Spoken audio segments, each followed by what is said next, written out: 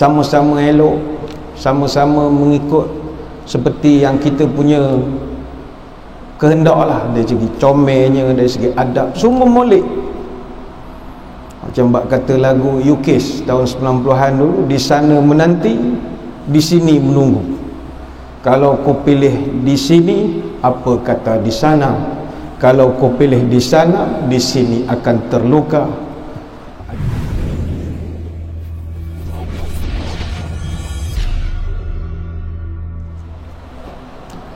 Assalamualaikum warahmatullahi wabarakatuh. Bismillahirrahmanirrahim. Alhamdulillahi hamdan katsiran tayyiban mubarakan fihi kama yanbaghi li jalali wajhika wa li azimi sultanik. Allahumma salli ala sayyidina Muhammadin abdika wa rasulika nabiyyil ummi wa ala alihi wa sahbihi wa sallim. Nawaitu ta'alluma wa ta'lim wa tadhakkura wa tadhkir wa nafa'a wal intifa' wal ifadah wal istifadah wal hasa ala tamassuki bi kitabillah wa sunnati rasulih wa du'a ilal huda wa dalalah alal khair ibtigha'a wajhillah wa mardatihi wa qurbihi wa thawabihi lillahi ta'ala. Allahumma raddina bi qada'ika wa sabirna ala bala'ika wa auzi'na syukra ni'maika. Ya Allah, jadikan kami redha menerima takdirmu, jadikan kami sabar dalam menerima ujianmu, dan bimbinglah kami untuk sentiasa syukur kepada nikmatmu. Yang dihormati para pegawai dan para sukarelawan Masjid Negeri Sultan Ahmad I Kuantan, tuan-tuan guru, para alim ulama, para habaib, muslimin muslimat, hadirin hadirat, tuan-tuan puan-puan, moga-moga dirahmati Allah sekalian. Pada malam ini kita akan membincangkan satu tajuk, moga-moga bermanfaat untuk semua, iaitu berkenaan istikharah. Hadirin hadirat sekalian, dalam hidup kita sehari-hari, kita sering dihadapkan dengan dua persimpangan pilihan, yang mana pilihan-pilihan ini menyebabkan kita berada dalam dilema untuk memilih mana satu. Contohnya, kita pening nak memilih antara dua gadis misalnya yang masih bujang lah.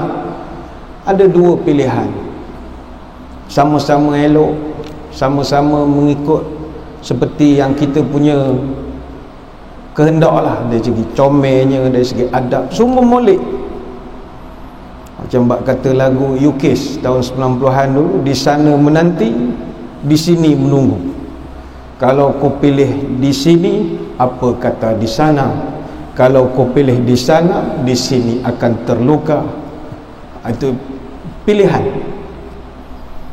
Ataupun ada masa kita pening memilih, kita dah bekerja, tiba-tiba dapat surat naik pangkat grade 54, kita dah grade 52 dapat 54, tapi grade 54 tu hantar ke Putrajaya, ibu pejabat. Kita di Kuantan grade 52 atau 48 mangku 52, rumah di Bukit Sekilau je, jabat dia SUK, pergi kerja tak ada grade 5 sampai dah, tapi pergi ke sana grade 54. Masalah duduk di Putrajaya, jadi pening. Ataupun ada masa, sampai masanya nanti kita pening nak mengundi parti mana pilihan raya nanti, jadi tak reti lah, nak mengundi ni ke nak mengundi ni ke tu ke ni. Dulu dengan ni, tapi dah tak lain dah rupa, nak begini pula, ni pun lebih kurang, jadi pening begitu saja. Ataupun mungkin dalam suasana sekarang, kita pening nak memilih, nak vaksinkan anak-anak kedok, nak vaksin kedok, nak vaksin kedok. Atau mungkin ada tuan-tuan puan-puan nak booster kedok, nak booster kedok, gaya baca cerita macam-macam. Tapi untuk hak vaksin ni kita cerita lepas ni kan ada kaedah lain. Maka ketika kita berada di antara dua persimpangan pilihan, Agama Islam ni agama yang memahami perangai manusia. Jadi datang satu kaedah namanya istikharah. Orang jahiliah dahulu, kalau dia berada di antara dua pilihan, dia akan minta tolong dengan benda-benda tak munasabah. Dia pergi cari tukang tenung, tukang telik, ahli nujum. Dia mengundi nasib dan bagai-bagai. Saya ingat orang tua-tua kita dululah. Sekarang ni dah jarang dengar. Kalau nak kahwin jodoh ni, ada kiraan perimbun dia. Sekarang ni dah tak ada. Dulu ada. A tu berapa, B tu berapa, C. Kira-kira ni kah panah kahwin dengan ni. Ada kiraan-kiraan dia. Kalau dalam perimbun Jawa tu ada Wasesa, Sagara, Tunggak, Semi, Satria, Wibawa, Sumur, Seneba, Satria, Wiriang. Dia tengoklah kalau ni Wasesa, Sagara ni orang ni esok pemaaf ni sabuk, dia ada kiraan-kiraan dia. Dan kalau bila dia kira-kira orang ni dengan kita tak serasi panah, ada pula cara untuk elok sembelih ayam. Ni dulu punya cara. Cuma kalau orang yang percaya kepada benda-benda yang khurafat begitu, kita khawatir boleh merosakkan akidah. Sebab Nabi SAW pesan jangan terlibat dengan 10 perkara: sahiran, kahinan, musyahinan, mudmina khamrin, musirra ala zina, akil riba, aqal walidain, namama, qati'ar rahim. Buat 10 perkara ni tak cium bau surga. Pertama, sahiran, sihir korang. Yang kedua, kahinan, nujum, percaya kepada telekan. Musyahinan, kelahi siang malam sama orang Islam. Yang keempat, mudmina khamrin, orang hak kaki botol, pemabuk. 5, musiran ala zina, terus-terusan hidup dalam suasana zina. Yang keenam, akil riba, makan riba.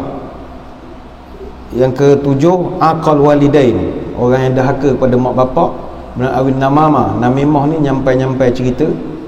Kemudian qati'ar rahim, orang memutuskan silaturahim. Jadi salah satu Nabi pesan, jangan percaya kepada nujum, hatta percaya kepada horoskop. Dulu orang kita dia tak ada kerja, baca horoskop dulu. Mungkin anak-anak muda sekarang dah tak kenal dengan horoskop. Zodiak ni dia ada Virgo, ada Libra, Scorpio, Sagittarius, Capricorn dan macam-macam. Dia tengok orang tu lahir bila. Kalau lahir 23 Ogos sampai 22 September, itu bintang dia Virgo. Jadi tiap-tiap hari beli surat khabar, tengok orang Virgo hari ni apa, di pejabat bagaimana, dengan kekasih bagaimana. Ni implikasinya boleh membawa kepada syirik. Man ata arrafan aw kahinan fasaddaqahu bima yaqul faqad kafara bima unzila ala Muhammad sallallahu alaihi wasallam. Siapa-siapa yang mendatangi seorang arrafan dan kahinan. Arrafan ni orang yang pandai menengok bintang.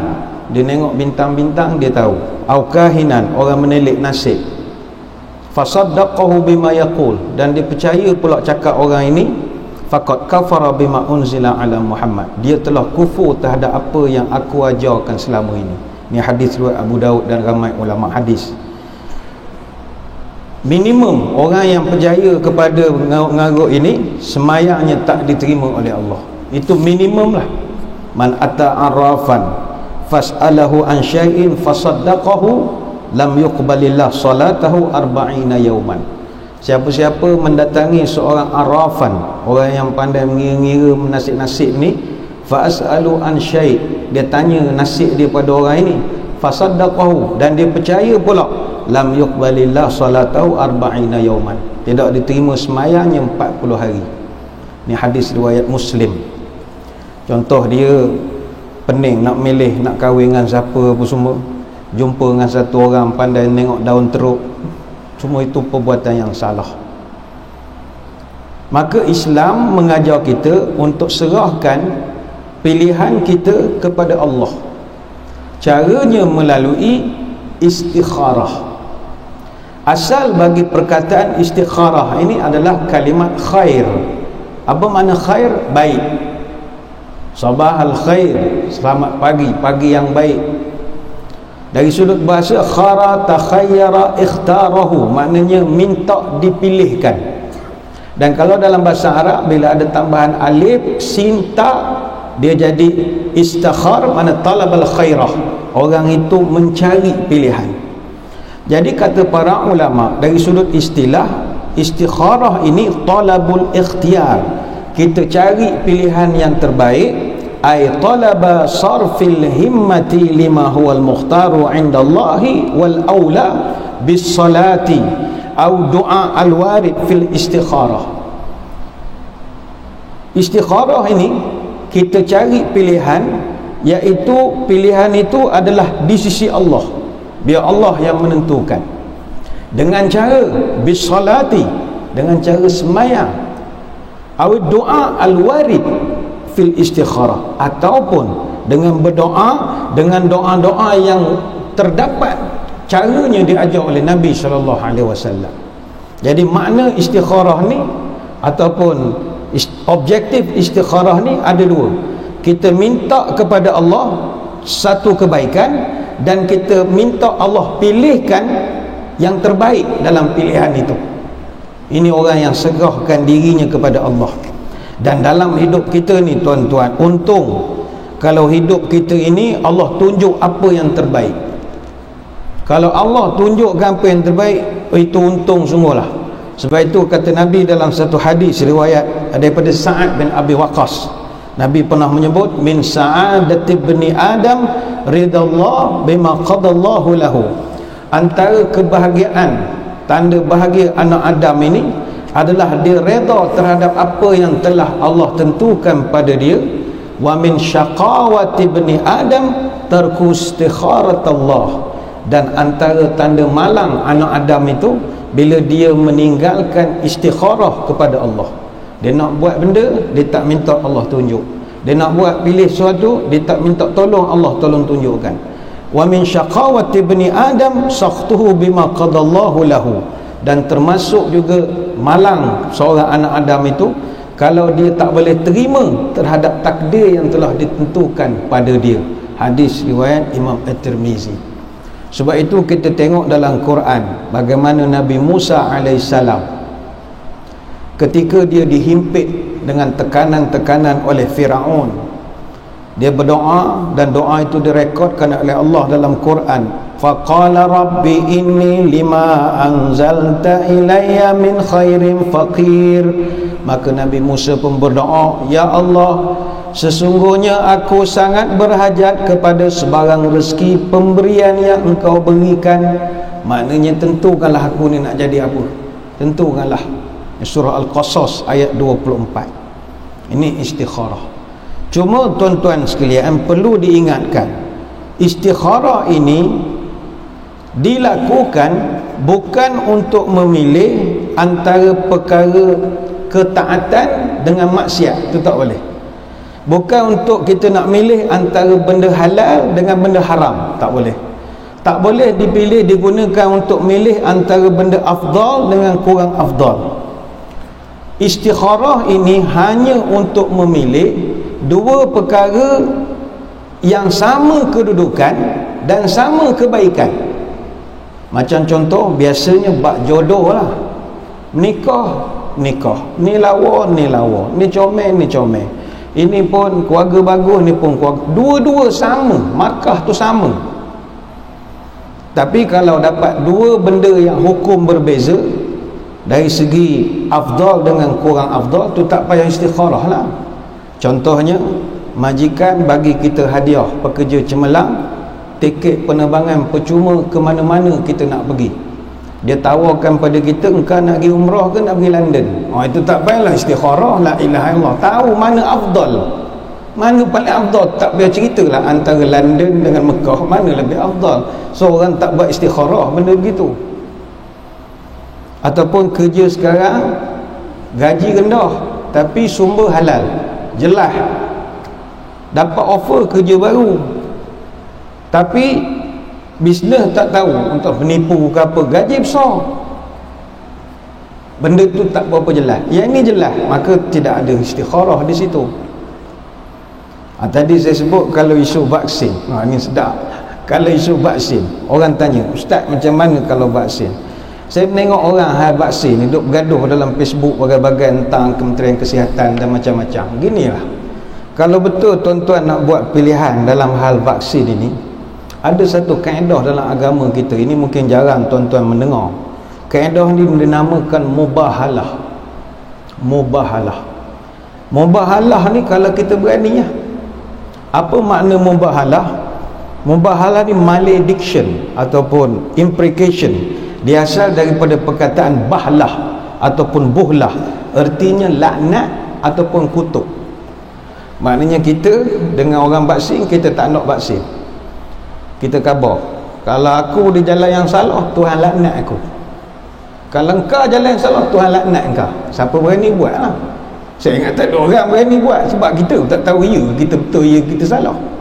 Mubahalah ni kalau ikut daripada istilah syarak, dua pihak dia memohon, berdoa kepada Allah supaya Allah laknat ataupun azab kepada pihak yang salah.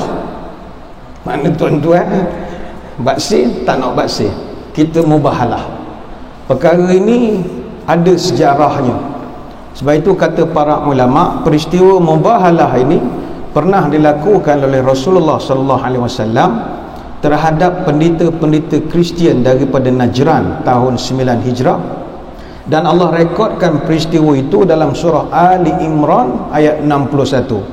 Faman hajaka fihi min ba'di ma ja'aka minal ilmi faqul ta'alau nadu abna'ana wa abna'akum wa nisa'ana wa nisa'akum wa anfusana wa anfusakum thumma nabtahil fanaj'al la'natallahi 'alal kadhibin. Allah Ta'ala beritahu, kemudian sesiapa yang berbantah-bantahan denganmu wahai Muhammad mengenai hal itu, setelah engkau penat memberitahu hal yang sebenar, maka katakanlah kepada mereka, mari ajak anak awak, saya bawa anak saya, awak bawa isteri awak, saya bawa isteri saya, diri saya, diri awak, kita angkat tangan mohon kepada Allah dengan sungguh-sungguh, Allah laknat siapa di antara kita. Itu pernah Nabi buat, itu dalam surah Ali Imran ayat 61. Dalam hadis ada diceritakan, kata Hudzaifah, ja'al aqibu was-sayyidu sahiba Najran ila Rasulillah sallallahu alaihi wasallam yuridani an yula'inahu. Pernah dua orang daripada Nasara Najran namanya Aqib dan Said datang kepada Nabi untuk buat mubahalah. Panjanglah hadis itu. Faqala ahaduhuma li sahibi la taf'al fa wallah la in kana nabiyyan fala'anan. Panjang. Dia pun 50-50 juga dengan orang hak terlampau. Kita cakap tak nak dengar. Bila kita ajak mubahalah 50-50 ke dia, tuan-tuan, tak berani dia. Jadi hukum mubahalah ni kata ulama dibolehkan, mubah, merujuk kepada ayat 61 surah Ali Imran. Sebab itu kata Ibn Qayyim dalam kitab Zadul Ma'ad, hukum mubahalah ini adalah sunnah Nabi sallallahu alaihi wasallam. Kalau tuan-tuan berani, buatlah. Tapi kita hanya boleh buat kalau kita mendapati pihak yang satu lagi begitu angkuh, sombong, tak nak tunduk kepada dalil yang kita bawa. Kita ajak dia mubahalah. Cuma risiko mubahalah ni, kata para ulama, sangat besar. Dan biasanya mubahalah ini hujung dia mati, jarang happy ending. Kata Imam Ibn Hajar Al-Asqalani, pihak yang bermubahalah ni, dan kalau dia tu berada di pihak yang salah, biasanya tak sampai setahun meninggal.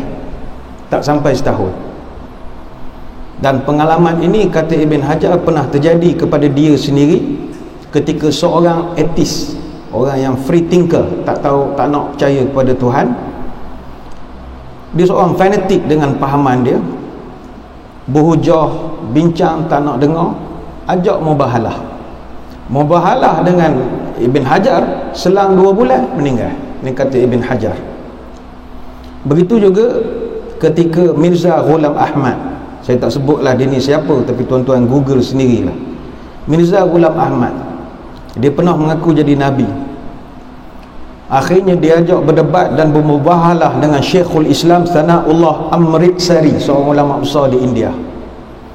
Mereka mubahalah Dengan izin Allah, Mirza Ghulam Ahmad meninggal genap setahun selepas mubahalah. Baik itu siapa berani mubahalah, buat mubahalah.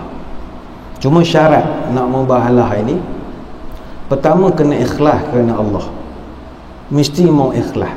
Yang kedua, tujuannya adalah untuk menegakkan yang benar dan meruntuhkan yang batil. Bukan nak mencari follower, nak cari share, like, share benda tu orang internet, Facebook apa semua ni. Bukan nak cari kemenangan berdebat ataupun nak cari populariti, tak. Hanya untuk menegakkan yang hak. Yang ketiga, kata ulama, mubahalah dilakukan selepas diadakan dialog terlebih dahulu. Dan dalam dialog perbincangan itu berikan bukti-bukti yang nyata, dalil dan bagai-bagai. Tapi kalau dia masih berkerah melawan dan perlawanan itu menyebabkan masyarakat jadi rosak, mubahalah. Yang keempat, lawan itu memang kita tahu kesalahannya jelas, tapi dia masih tetap mempertahankan pahaman dan prinsip dia, dan dia menyebabkan orang lain jadi rosak, mubahalah. Yang kelima, mubahalah ini hanya boleh dalam perkara yang sangat penting dalam urusan agama. Contohnya, orang itu dia ragu kewujudan Tuhan sehingga orang jadi rosak kerana pahaman dia, ataupun dia engkau dengan ajaran sunnah Nabi Muhammad SAW sehingga orang jadi rosak dengan pahaman itu, ajak mubahalah. Dan yang keenam, mesti diyakini bahawa mubahalah itu boleh membawa maslahah yang baik kepada umat Islam, bukannya makin menambahkan masalah. Dan yang ketujuh, tidak dibenarkan mubahalah dalam perkara furu'iyah, perkara-perkara cabang ataupun ijtihadiyah. Contoh, tak payah ajak mubahalah lah bab tarawih nak buat 8 ke nak buat 20, amah kita mubahalah. Siapa salah laknat dia tuan. Benda tu benda boleh bincang, setakat tarawih 8 ke tarawih 20 ke, bab nak kunut subuh ke dak, amah kita mubahalah. Jangan mudah sangat mubahalah, kamu kena panah peti. Jangan, benda itu hanya benda besar saja. Jadi ni cerita lain lah mubahalah ni, sekadar untuk nak percambahan pengetahuan. Balik kepada persoalan istikharah ini tadi, maka agama kita mengajar solat istikharah ini dilakukan dengan dua cara, iaitu solat dan juga berdoa. Solat istikharah itu tidak ada waktu yang khusus. Dia tidak macam semayang fardu, boleh dikerjakan siang, malam, pagi, petang. Cuma ada ulama mengatakan jangan buat pada waktu yang dilarang. Dalam kitab-kitab fiqh, waktu yang terlarang semayang ni ada 5. Pertama, lepas subuh sampai terbit matahari. Yang kedua, ketika matahari terbit tingginya segalah ataupun setombak. Yang ketiga, ketika matahari tegak di atas kepala sampai dia tergelincir ke arah barat. Yang keempat, lepas semayang asar. Yang kelima, ketika matahari menguning sampai matahari tenggelam sempurna. Ini 5 waktu tak boleh buat semayang. Namun kalau terpaksa buat, boleh. Macam mana boleh berlaku keadaan terpaksa istikharah? Contoh, kita habis semayang asar, dalam pukul 5 ada orang telefon, bang, kereta yang awak nak jual tu kau kira jadi je lah beli, kira jadi je lah. Gini, pas maghrib kan kau datang ke rumah bawa duit. Tuan-tuan pun pening, alamak, kereta ni kereta antik lama, memang tak pakai, tapi dah jadi 50-50. Istikharah dululah.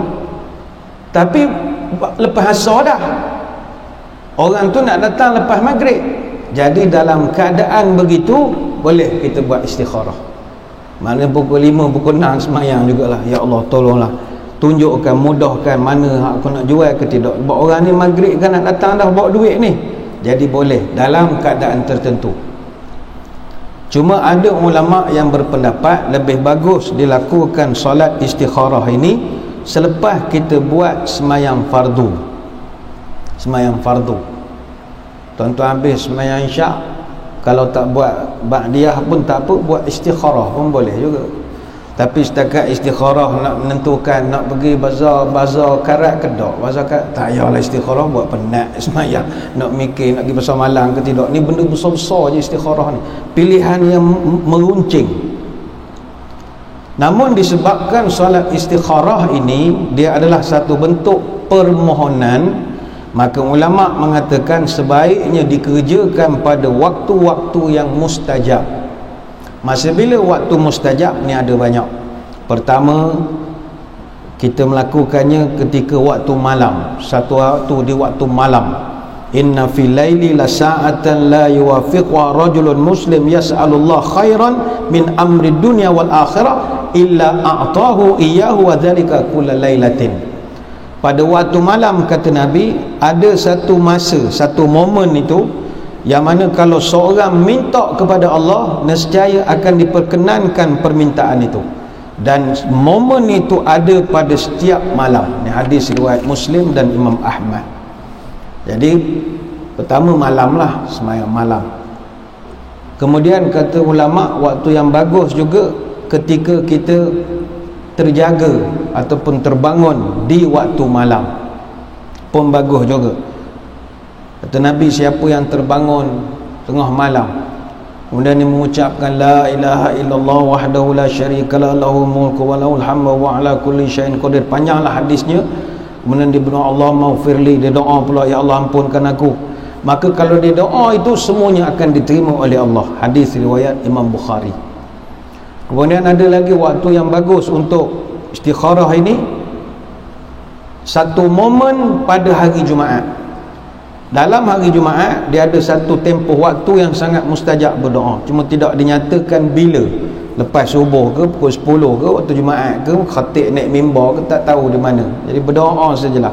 Inna fil jum'ah la sa'atan la yuwafiquha muslim qa'imun yusalli yas'alallahu khairan illa a'tahu. Sesungguhnya pada hari Jumaat ada satu momen yang waktu itu kalau kamu berdoa minta kebaikan, Allah akan kabulkan. Hadis riwayat Bukhari Muslim.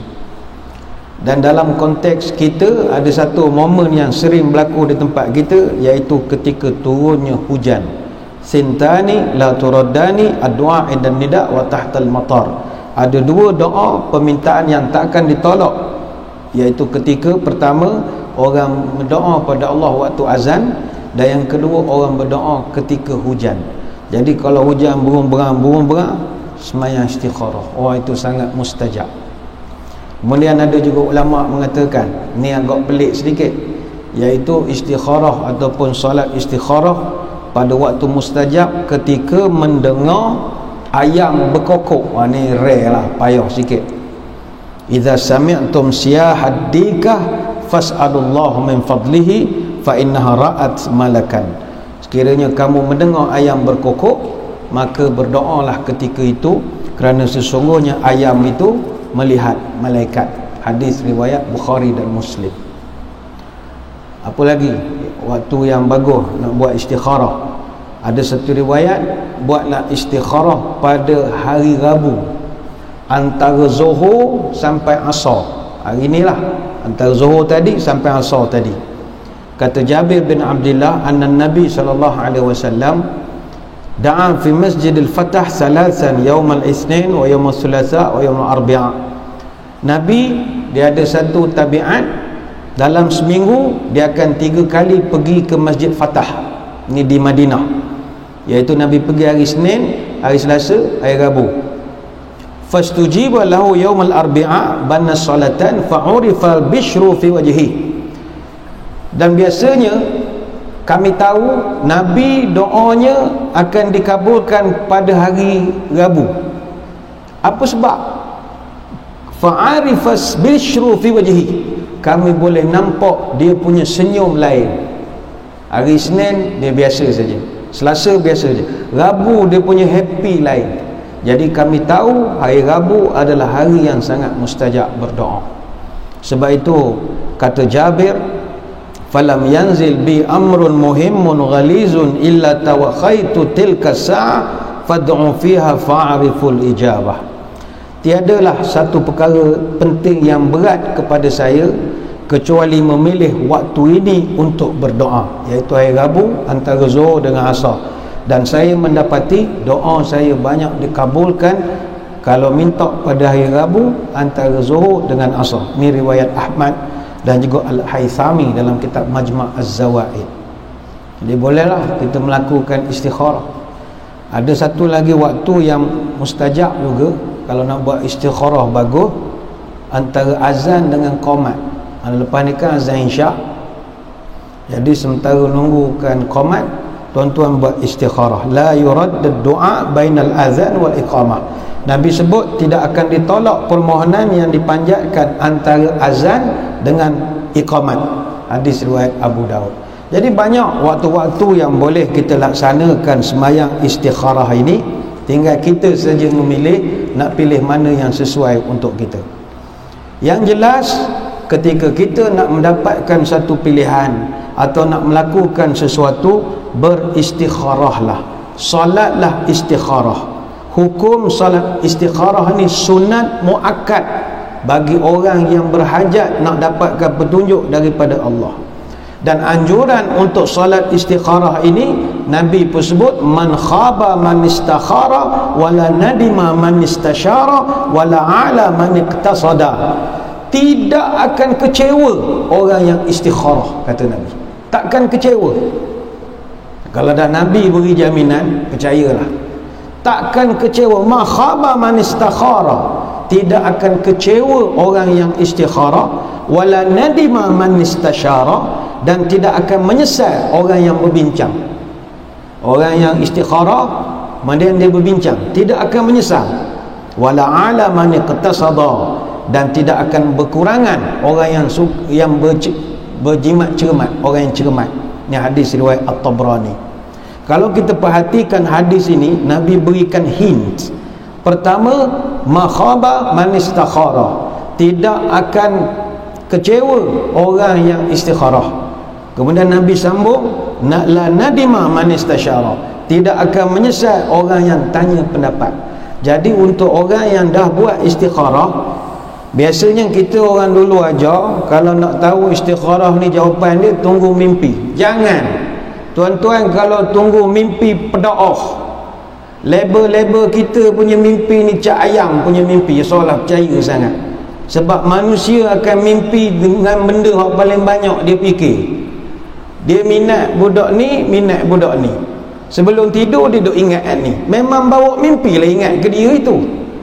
Tak, kita hendaklah musyawarah. Itu musyawarah itu adalah isyaratnya. Macam contoh, kita sembahyang istikharah, minta Tuhan tunjuk.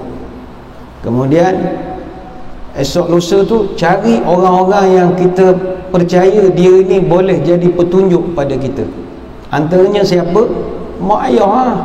Tanya mak, mak, aku ni naik pangkat grade 54, keknya hantar Putrajaya, duduk sini mangku 52, aku terus lompat tu je ni 54. Kau nak gaya mak? Mak kata tak payahlah, aku dah tua, duduk sini sudah senang, aku nak pergi hospital. Tu tanda lah. Itu dah tanda. Dan Nabi sebut, la nadima man istasyara, tak akan menyesal orang yang bermesyuarat. Mesyuarat dengan siapa? Dengan orang yang kita rasa boleh beri petunjuk. Jangan borok dengan kawan kedai kopi, tak jadi. Ini pun geng-geng kita tu benda-benda pendapatnya. Dengan mak ayah bagus, dengan orang alim. Sebab orang-orang alim ini dia ada firasat. Kita doa moga-moga Allah tunjukkan jalan kita melalui orang-orang ini. Jadi kita jumpa dengan tok-tok guru yang alim, minta dengan dia, tuan guru, saya ni begini-begini, ni, apa pendapat tuan guru? Biasanya sebagaimana Nabi sebut, fattaku firasatal mu'min, takutlah kamu dengan firasat orang-orang bertakwa, orang beriman ini. Tok-tok wali ini dia punya pandangan yang lantah. Jadi kita minta pandangan. La nadima man istasyara, takkan menyesal orang yang bermesyuarah. Maka itulah cara mendapat jawapan kepada istikharah. Kalau harap kepada mimpi, pedoah je. Pedoah je. Ada yang betul, tapi bukannya betul, kebetulan. Dia mimpi ni mimpi orang alim, ya kita setuju. ada tok guru mimpi kita, itu cerita. Kalau label-label kita banyak tengok Netflix ni pedaah je, banyak main game, tak ada lah, payah. Carilah tanda lain untuk nak memberitahu ini isyaratnya. Bagaimana cara semayang istikharah? Imam An-Nawawi dalam kitab Al-Majmu' Syarah Al-Muhazzab disebutkan kaifiat semayang istikharah ini 2 rakaat sahaja. Rakaat yang pertama selepas membaca Fatihah, bacalah surah Al-Kafirun, ya ayyuhal kafirun. Mudah saja ayatnya. Rakaat yang kedua lepas Fatihah, bacalah ni surah semua orang hafal, Qul huwallahu ahad. Mudah saja. Habis saja semayang, kata Imam An-Nawawi, berdoalah dengan satu doa yang Nabi SAW ajar kepada kita. Ini doa istikharah namanya. Doa ini kalau tuan-tuan hayati, boleh rasa lapang jiwa kita. Apa doa yang Nabi ajar? Kata Jabir bin Abdullah radhiyallahu anhu, Nabi ajar doa istikharah.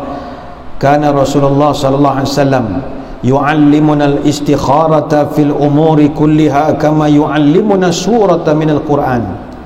Kata Jabir, Nabi dulu mengajar kami doa istikharah ini sebagaimana Nabi ajar kami baca Quran. Mana Nabi ajar Quran, baca wadduha wal laili idza saja. Sahabat apa? Wadduha wal laili idza saja. Dan Nabi ajar doa istikharah macam itulah, sama macam dia mengajar Quran.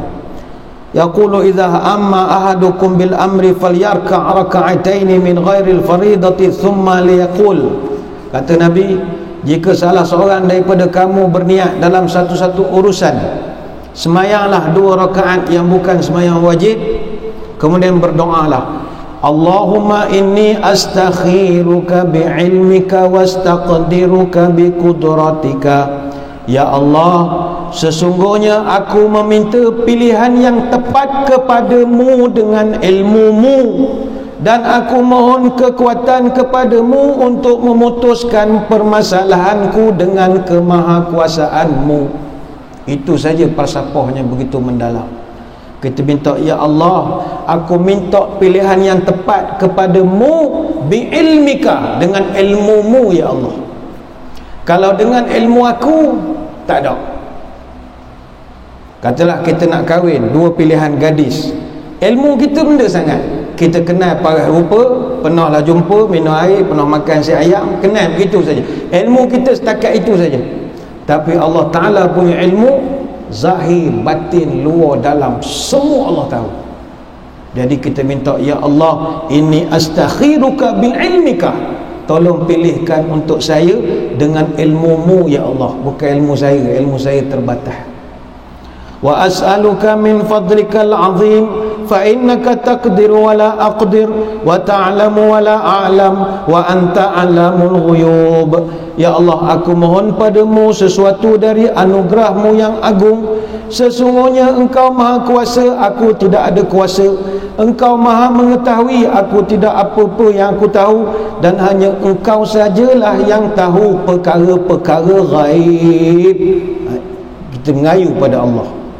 Allahumma in kunta ta'lam anna hadzal amru. Ya Allah, jika engkau tahu tentang urusan aku ini, kata para ulama, bila sampai perkataan hadzal amra, sebutkan urusan kita. Cakap Melayu pun okey, luar semayang kan. Allahumma in kunta ta'lam anna hadzal amra. Ya Allah, dapat apa ni, naik pangkat pergi Putrajaya pun gaya, nak pergi kedok. Khairal li fi dini wa ma'ashi wa akibata amri.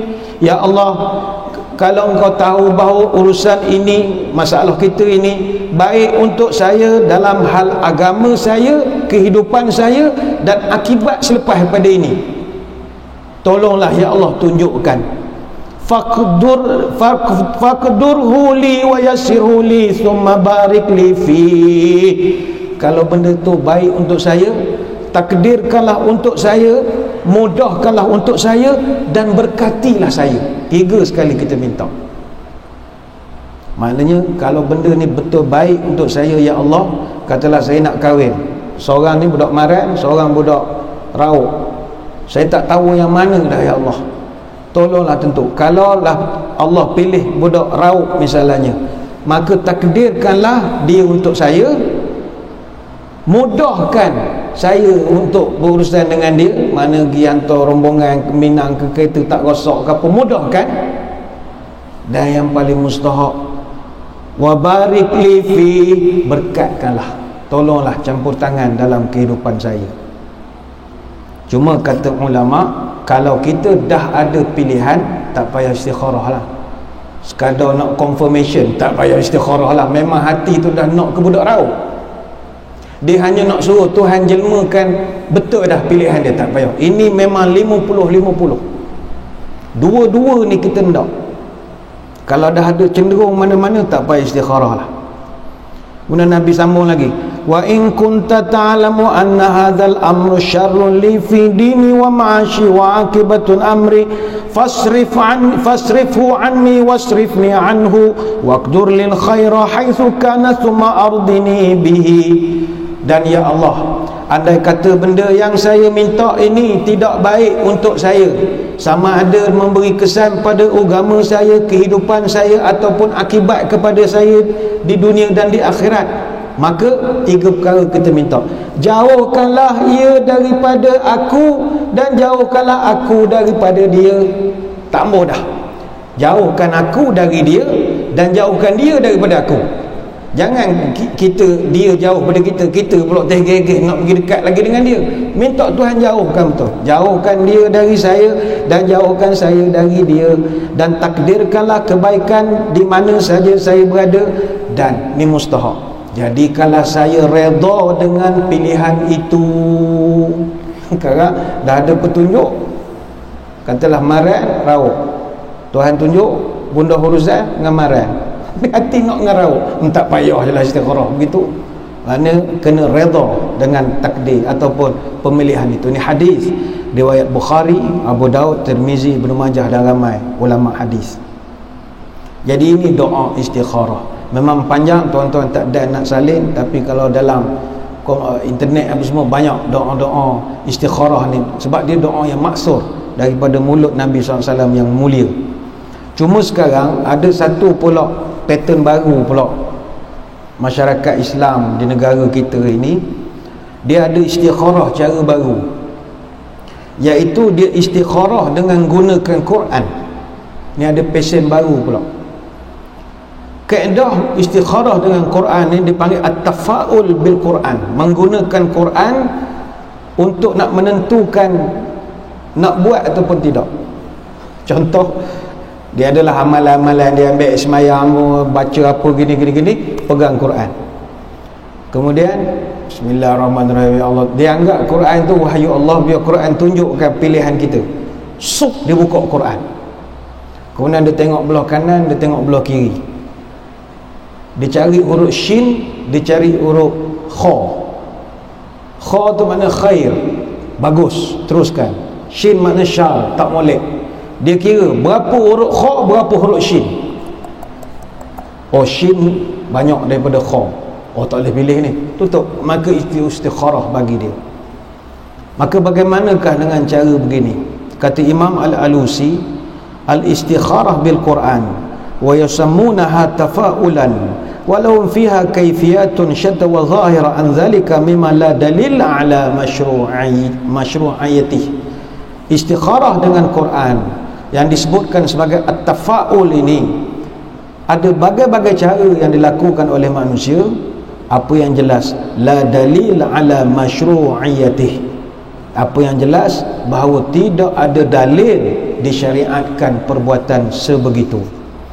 Di sejarah istikharah ini, ada dulu-dulu setengah bijak pandai, ketika dia nak bermusafir, dia nak belayar di tengah lautan, dia pun minta petunjuk nak boleh belayar ke tidak. Jadi dia pegang Quran, bismillahirrahmanirrahim, ya Allah, boleh tak belayar atau tidak. Pup, dia buka secara rawak, random, dia buka Quran. Kebetulan yang dia buka itu keluar surah Ad-Dukhan ayat 24.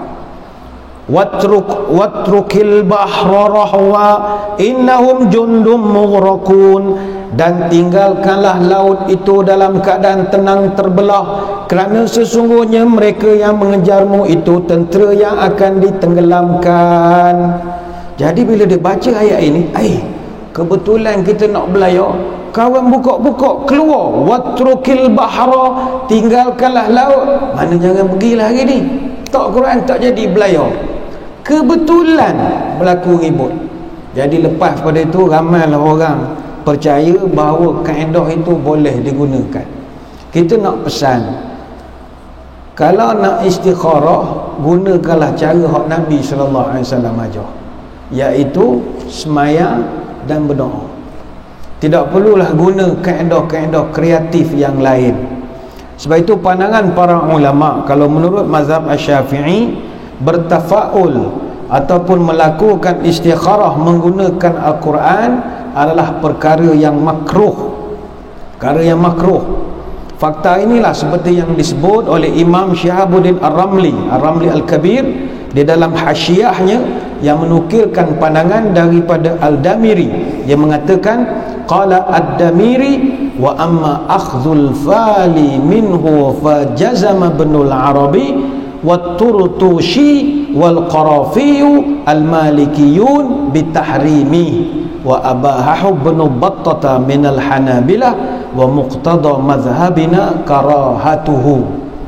Kata Imam Ad-Damiri, melakukan al-fal, iaitu melakukan istikharah menggunakan Quran, maka Ibnu Arabi, At-Turtushi dan Al-Qurafi daripada mazhab Maliki memutuskan haram menggunakan Quran, sedangkan Ibnu Battah dari kalangan mazhab Hambali mengharuskan, dan daripada kalangan mazhab kami iaitu mazhab Asy-Syafi'i, hukumnya adalah makruh. Kata Syekh Atiyas Saqar di dalam fatwanya, wa hadza kulluhu lam ya'ti khabar sahihun bijawazih. Istikharah menggunakan Quran tidak terdapat mana-mana khabar sahih yang mengharuskannya.